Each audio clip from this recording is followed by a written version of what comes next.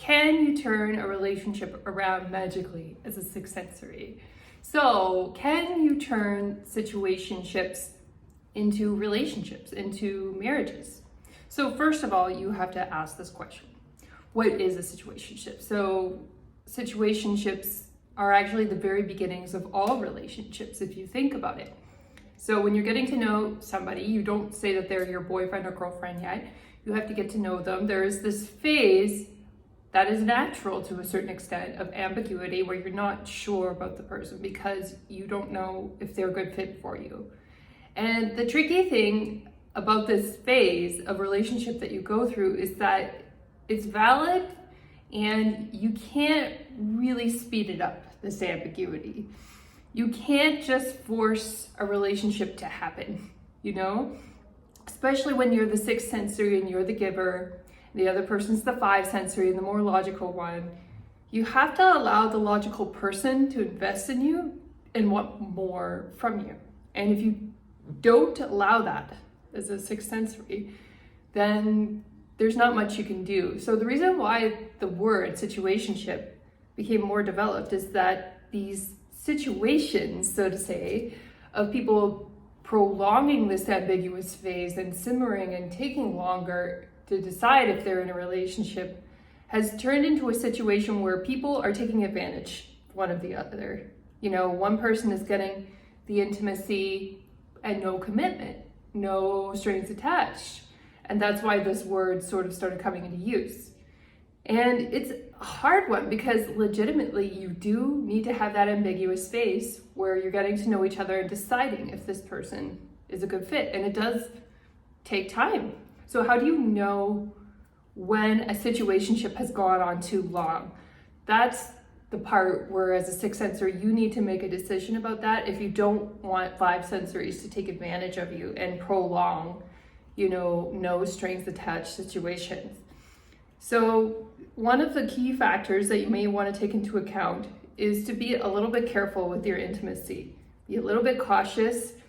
You do have to follow your body. So if, I don't know, like if something feels right to you, I can't really argue with you and tell you to wait, you know? That is your intuition, that is your body, and that's why I teach intuition, because I can't live inside your body and say what your experience is inside your body. But what I will say is when you're intimate earlier on in a relationship, you're more vulnerable to getting into a situationship with a person, right? So you want to be a little bit careful about that, and you want to consider waiting a while before you get intimate. And if people are putting pressure on you to get intimate earlier, it's okay to say something like, I don't feel comfortable in my body doing that. You know, it's okay to say that I need more time. I need to see who you are as a person, and I can't jump into that sort of thing too quickly. That helps you stay out of situationships. But having said that, even if you're not intimate, situationships can totally happen because there is an element of emotional intimacy. And in religious settings, people are a little bit nasty about that, where they could be engaging in this very energetically close relationship emotionally. They know not to get intimate because that's the religious rules, right?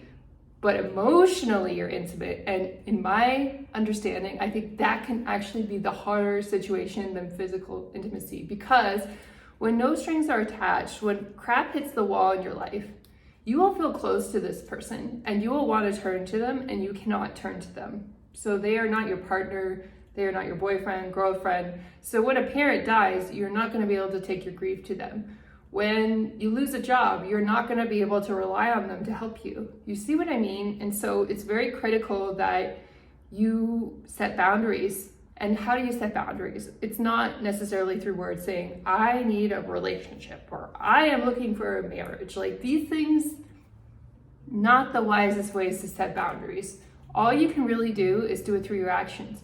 People are treating you like they're not introducing you to your friends and family, and sometimes they even do, but the friends and family are kind of in on the game. They know what the person is doing, and because of whatever reason, they don't challenge this person, they don't bring it up.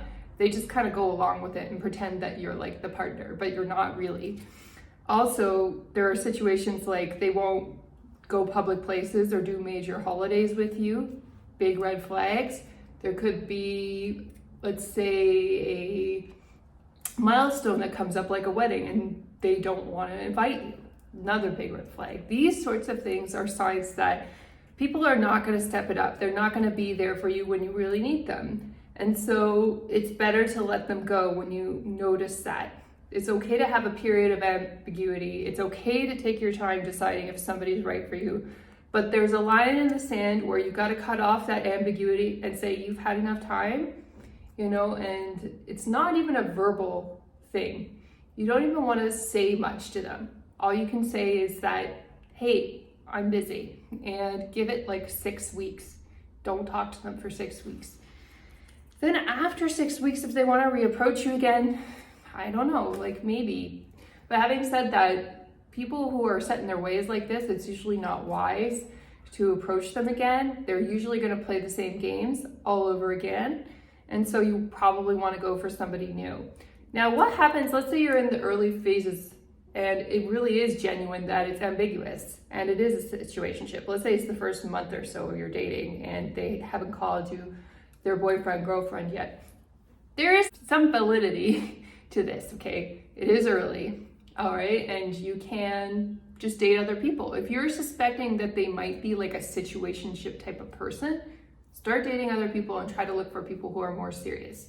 See if you've got good options. And then that way you're not cutting off that option completely. If that person may end up being a good person, they got a little bit of time, but you're keeping your options open. But then I would say after 3 months, if they're still behaving in the same way, it's ambiguous or whatever, it's time to let them go. You have to, and you may even want to do it sooner than that. And you don't even have to let it go like in a really big deal way. You just say that you're busy and you have projects that you're working on your goals, dreams, and ambitions. That's why having goals and having your dream life is so important, because when people disappoint you, you have something else to focus on and something else to turn your attention to, so you're not getting caught in toxic relationships with people. You're moving on and you're doing something else that's productive with your time, and you won't get hurt by people who are trying to pull these nasty tricks on others. And as sensitive sixth sensories, we have such a strong sense of empathy. We want to see the best in people, so we're particularly vulnerable to these types of five sensory games. And in order to avoid it, you have to basically have a thick skin, have other priorities, goals that you want to achieve, and focus on those over the relationships.